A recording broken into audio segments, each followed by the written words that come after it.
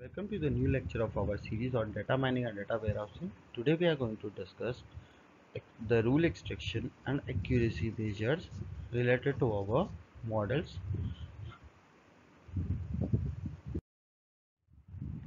So first we'll talk about using if-then rules for classification. So what here we do is we represent the knowledge in the form of if-then rules.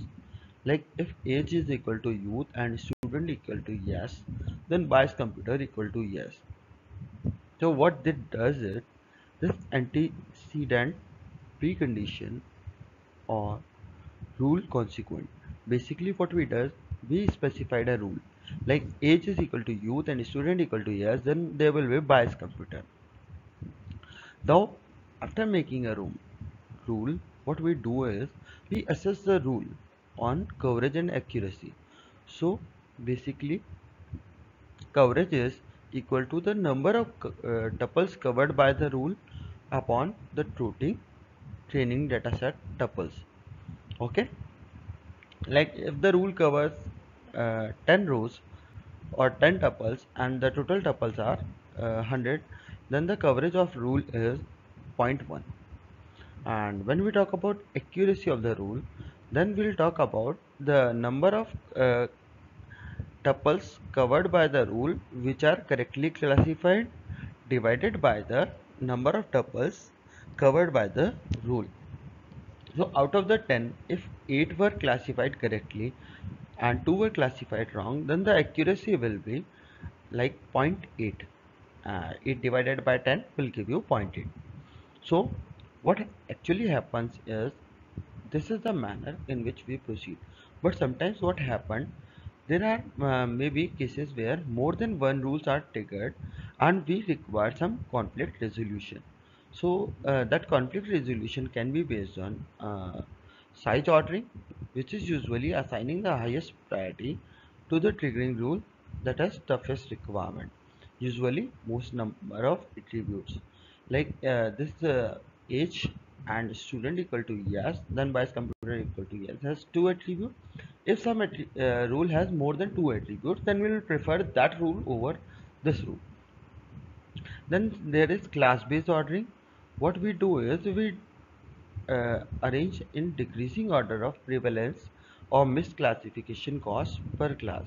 So in this manner we get a better conflict resolution and we get the most probably the correct answer.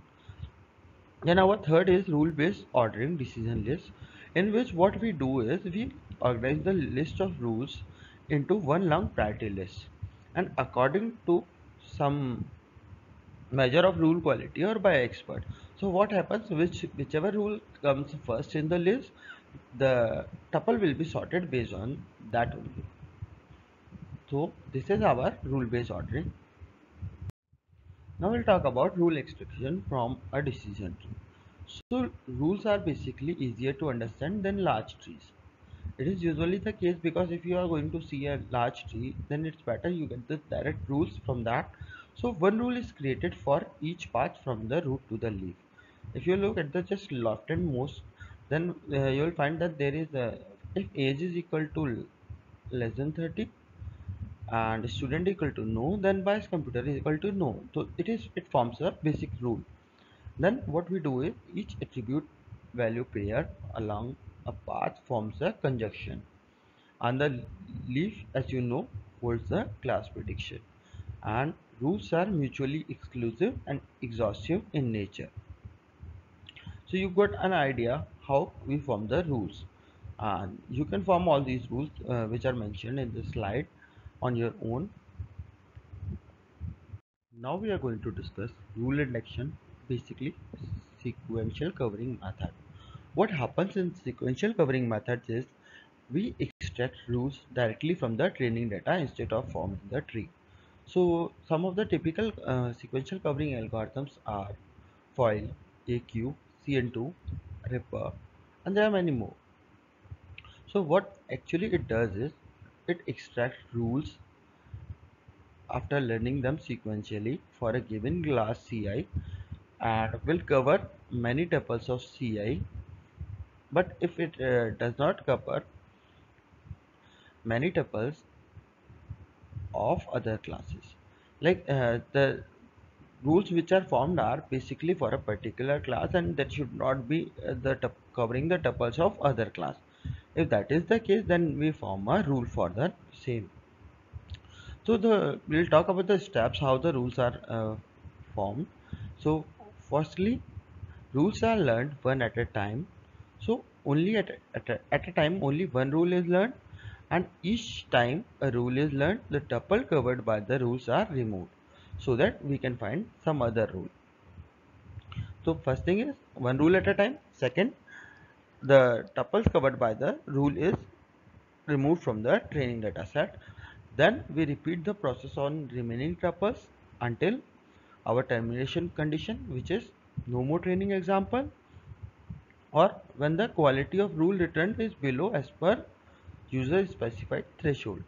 And the quality of rule is accessed by the same thing like we talked before, that if a rule if we are trying to form a rule which is covering tuples of other classes, then we should not form a rule, and it is specified by a user specified threshold. Now we'll talk about evaluation and selection. So for model evaluation selection, what we require is we require some sort of evaluation matrix, or some measure to count for accuracy, or maybe some other metrics. So what we require is require some use of validation test set of class label tuple instead of training set when assessing the accuracy, because if we have used our training set for testing only, then the accuracy could not be correctly measured, because the training data has the examples which will be covered in testing data. So for that we require some validation test set. So for methods for estimating a classifier's accuracy can be holdout method or random sampling, the cross validation and bootstrap. We'll talk about these methods, and then there are comparing classifiers like confidence interval, cost benefit analysis and ROC curves. So classifier evaluation matrix, or basically confusion matrix. We'll talk about how this confusion matrix is created. So let's say there is a class C1 and there is a class other than C1. So negation C1 indicates other classes than C1, and if the actual class is C1 and the predicted class is C1, then we call it true positive.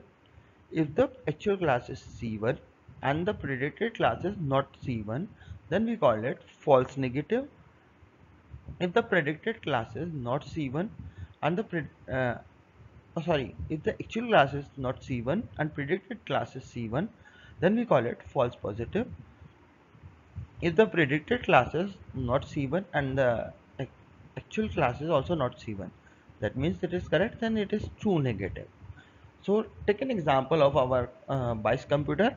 We have tried to fit in the model of BICE computer, and negation C1 in our case is usually no, because there are only two outcomes, whether BICE computer equal to yes or BICE computer equal to no. So negation of yes is equal to no, so it usually fits with our scenario, and the last row is basically the total.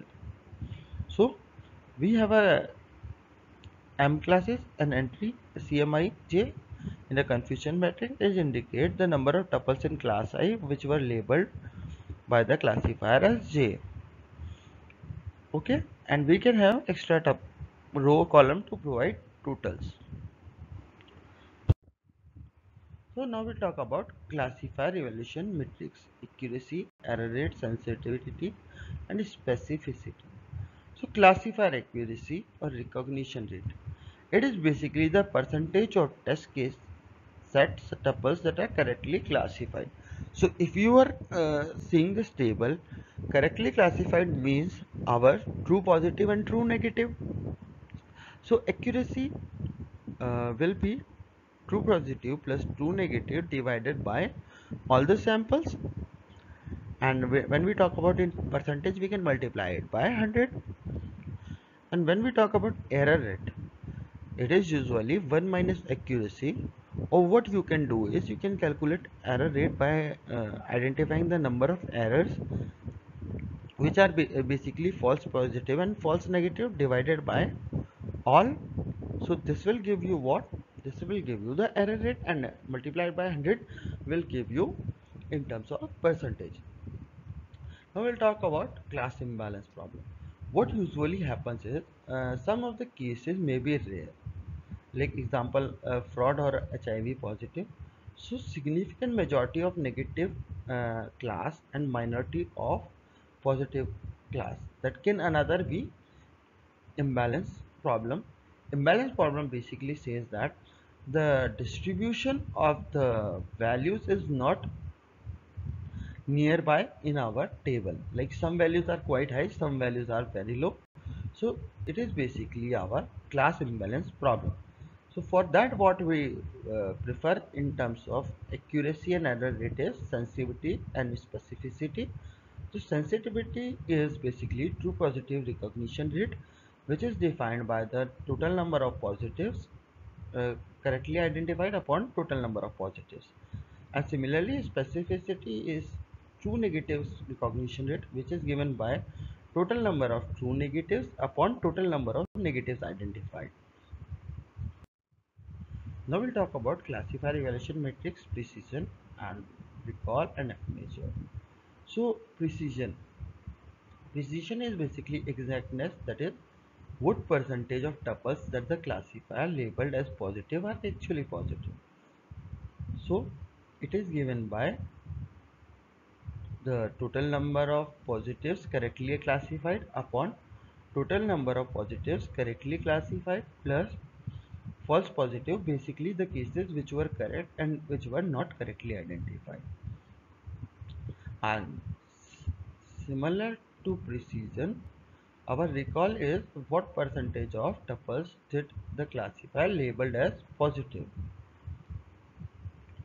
But here what we do is we calculate total positive upon total positive plus false negative, because the false negative cases were correct but they were classified as